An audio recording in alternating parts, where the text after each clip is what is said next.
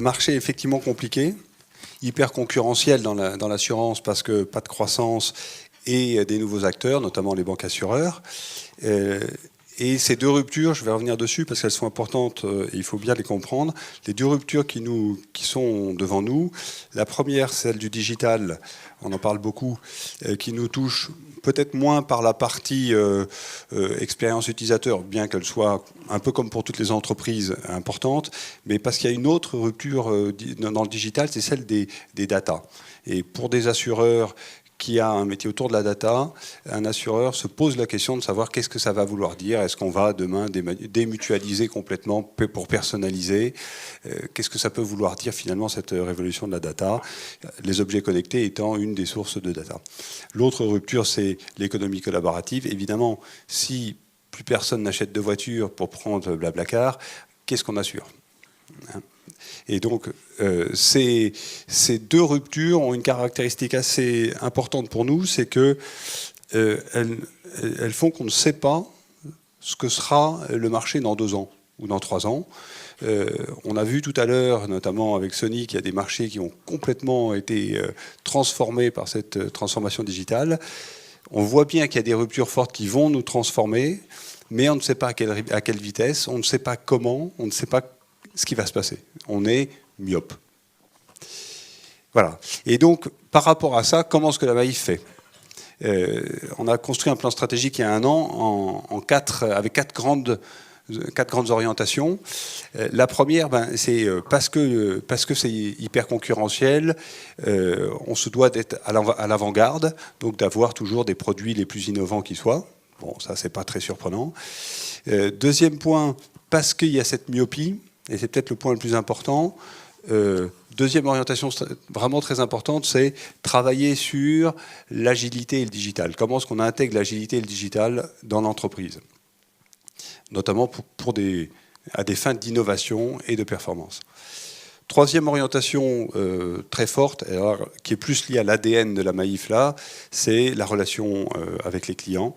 C'est évidemment la priorité, la relation avec les clients, qu'elle soit physique, qu'elle soit digitalisée, le multicanal, toutes ces questions qui sont compliquées en fait à résoudre. Et puis la quatrième orientation, qui est de se dire parce que finalement on a besoin de se mettre en mouvement, parce qu'on va devoir s'appuyer sur tous nos collaborateurs, on a besoin des collaborateurs, on va s'appuyer sur les collaborateurs, et donc un management par la confiance que l'on veut développer dans l'entreprise, même si là aussi, un peu comme tout à l'heure, on ne sait pas très bien ce que ça veut dire, donc c'est à inventer. Et donc on s'est dit on va lancer un réseau social d'entreprise. Alors, évidemment, derrière, il y avait l'idée, il y a le digital, voilà, le réseau social, ça va nous aider à éduquer et à culturer au digital. Il y a évidemment des enjeux potentiellement aussi de performance dans la collaboration.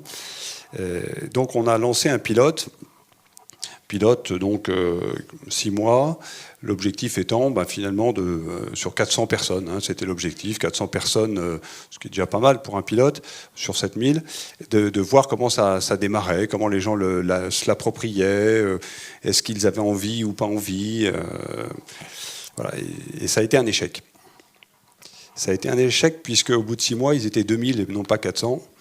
On n'a pas pu tenir le réseau social. Et il y a eu chacun invitait, et donc on n'a pas réussi à tenir le réseau social. Et donc, quand je dis un échec, bien sûr, c'est le fait qu'on n'ait pas respecté les 400. Ça a été un succès fulgurant. On se bat pour essayer de tenir pour pas que ça aille trop vite, justement pour les managers. Parce que finalement, c'est parti par en dessous. Et à un moment, les managers se sont retrouvés devant la situation de dire mais comment est-ce que je rentre dans la danse finalement? Est-ce que je dois, je vais dire tweeter? Est-ce que je dois regarder? Est-ce que je dois y passer du temps? Et un peu comme pour l'internet, ce que vous évoquiez tout à l'heure, en fait, on a la même question. Donc on a décidé en décembre d'officialiser la généralisation, parce qu'il en reste quand même 5000 qui ne sont pas dessus aujourd'hui, à partir de mars, et on a dit le temps entre maintenant et mars, c'est pour les managers, pour leur permettre justement de s'entraîner, de réfléchir, de partager sur qu'est-ce que ça veut dire, d'aller interroger leurs collaborateurs qui sont dessus, voilà, de se poser, de se donner un temps d'avance. Une remarque qui est intéressante sur le réseau social, parce que c'est un des enseignements quand même, c'est un contributeur du management par l'envie. Pourquoi? Parce que finalement, dans le réseau social, on a dit chacun renseigne son profil, et c'est pas le profil de la DRH, c'est pas le CV que vous mettez, c'est ce que vous avez envie de faire savoir que vous aimez. Si vous aimez la photographie, même si vous êtes quelqu'un qui fait du règlement de sinistre, vous pouvez mettre photographie dans votre profil. Et si un jour, ce qui est un des objectifs, on cherche quelqu'un qui aime la photographie pour quelque chose, on va trouver donc d'autres types de ressources que celles qu'on trouverait en regardant simplement la base RH. Donc ça ouvre le management par l'envie.